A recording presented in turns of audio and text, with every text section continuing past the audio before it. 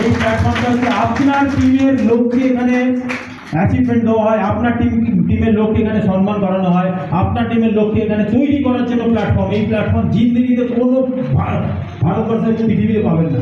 সব জায়গায় training meeting setting পাবেন, কিন্তু আপনি বসে থাকবেন, কেউ আপনাকে অ্যাপ্রিসিয়েট করবে না, ওইখানে থেকে শিখে শিখে আপনাকে বেরোতে হবে। এরকম একটা সিস্টেম না আমি 20 বছরে পেয়েছি। এই সিস্টেমটা খুবই জরুরি, এই সিস্টেমটা নিজের মনে করুন। এই সিস্টেম ছাড়া আমরা বড় কিছু করতে পারবো না। এই সিস্টেম দেখুন, আমাদের ইন্ডিভিজুয়ালি অনেক ক্ষমতা আছে, কিন্তু সিস্টেমের ক্ষমতা আরও বেশি। আমাদের ইন্ডিভিজুয়ালি ক্ষমতা একটা লোককে আমরা মোটিভেটেড করতে পারবো, প্ল্যান শোনাতে পারবো, প্রোডাক্ট দিতে পারবো, কিন্তু তার ভেতরের শক্তি কোথা থেকে দেবো, তার ভেতরের মধ্যে যে এনার্জি কোথা থেকে দেবো, সে কোথা থেকে ছাড়বে না। যতই তার ফেলিওর আসুক না কেন, যতই তার প্রবলেম আসুক না কেন, সে কিন্তু নেটওয়ার্ক মার্কেটিং ছাড়বে না। এই এনার্জি কোথা থেকে দেবো, এই ভোল্টেজ কোথা থেকে দেবো, ওইগুলো আমরা ইন্ডিভিজুয়ালি দিতে পারবো না। ওই জন্য নেটওয়ার্ক মার্কেটিং যদি সাকসেস হতে হয়, একসঙ্গে জড়ো হয়ে থাকো, একসঙ্গে জড়ো হয়ে থাকো। যেখানে একসঙ্গে জড়ো হওয়ার সিস্টেম আছে, ওই সিস্টেমকে আমাদের বাঁচাতে হবে। দিস ইজ আওয়ার সিস্টেম, এইটা আমাদের বাঁচার সিস্টেম। এইটা ছাড়া আর যত কিছু আমাদের ট্রেনিং মিটিং আছে, ওইটা থেকে আমাদের ঘর আগে বাঁচাতে হবে। যেই ঘর থেকে আমরা প্রতিদিন খাবার দাবার খাই, যে ঘর থেকে আমার বিশেষ আমার মা বাবা খাবার তৈরি করে দেয়, সেই খাবারের মূল্য আগে দেবো না বাড়ির পাশের বাড়িতে কেউ যদি এসে বলে বিরিয়ানি দিচ্ছি, আগে তোমার খাবার বন্ধ করে চলে আসবো, কি করবো, কোনটা বাঁচাবো?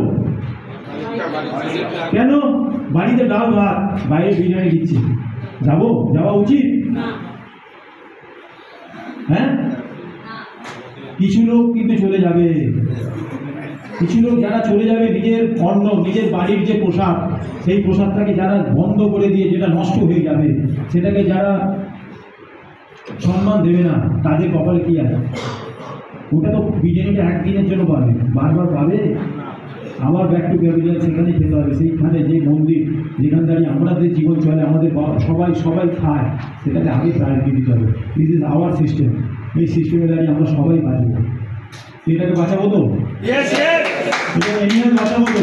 আজকে যে ভলিউমটা দেখছেন, এই ভলিউমের ডবল যদি হয়, তার মধ্যে যদি আপনার দুটো লোক বসে থাকে, তার এনার্জিটা আপনি একা দিতে পারবেন না? এখানে দুটো লোককে নিয়ে এসে বসিয়ে দিয়ে তার এনার্জিটা দিতে পারবেন। সে বাইরে বেরিয়ে বলবে, দাদা আমি আছি আপনার সঙ্গে, 6 মাস আপনার সঙ্গে প্ল্যান হই। তাহলে আমি এখানে নিয়ে এসে কি করছি, এক একটা লোককে নিয়ে এসে তার এনার্জিটা বুস্ট আপ করছি। এনার্জি লাগে না? এনার্জি লাগে না? একটা চাষ করেছি না আমরা, চাষ করার সময় সবসময় মানে এই জমি দেখলাম সঙ্গে সঙ্গে বীজ পুঁতে দেবো কেন? বীজ পুঁতলে তো তাড়াতাড়ি ফসল হবে, বীজ পুঁতলে ফসল হবে, মাটিটা তৈরি করতে হবে না? আচ্ছা, মাটি তৈরি করার সময় যে টাইমটা যাবে, সেই টাইমটা যদি চাষি মনে করে আরে টাইম চলে যাচ্ছে শুধু আরে বীজ পুঁতে এক মাস হয়ে গেল, আমি তুমি শুধু মাটি তৈরি করছো। প্রথমে নাঙল দিলে, তারপর জল দিলে, জল ভেজাতে শুরু করলে, একটুখানি শাক হলো, আবার নাঙল দিচ্ছ, আবার তুমি বাসুই দিচ্ছ, তো সময় লাগবে তো। সেই সময়টা যদি যে দেয়, আর সেই সময়টাকে যদি কেউ ভাবে ওয়েস্টেজ হচ্ছে টাইম, সে চালাক না বোকা?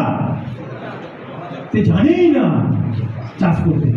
সে বলছে বাবা থাম, এটা টাইম, এই টাইমটা দিতে হবে, এটা তো জমি তৈরি করছি, তারপর জমি যেই ফসল বীজ পুঁতবো ফসল হবে, ভাড়া ওয়েট কর একটু।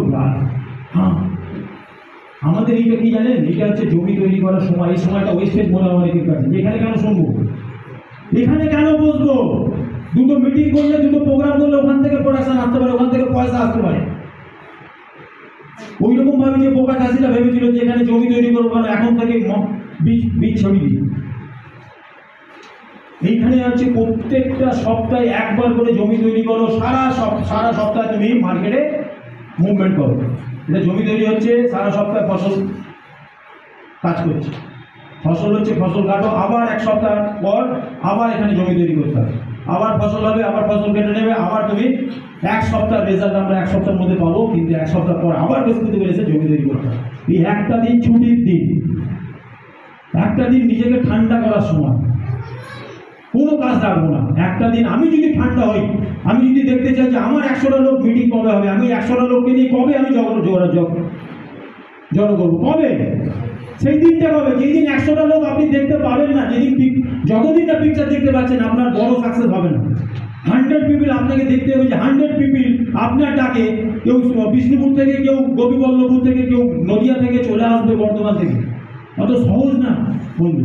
ওইটার জন্য আপনাকে এখানে হাজার হাজার বার আসতে হবে, একা একা বসতে হবে, দুজনকে ডাকতে হবে, 10 জনকে ডাকতে হবে, 25 জনকে ডাকতে হবে। এই করতে করতে করতে করতে একদিন 100 কমপ্লিট হবে। সেই সঙ্গে আপনার জীবনে যে ধোঁয়াটা আপনি বেরোতে পারবেন, এটার প্রসেস। আমি এখান থেকে বসে আছি, বারবার আমি যাচ্ছি, আমি কোনোদিনই, আমার রেকর্ড আছে, আমি যে মিটিংয়ে থাকি না কেন আমার বাইরে বেরোই না।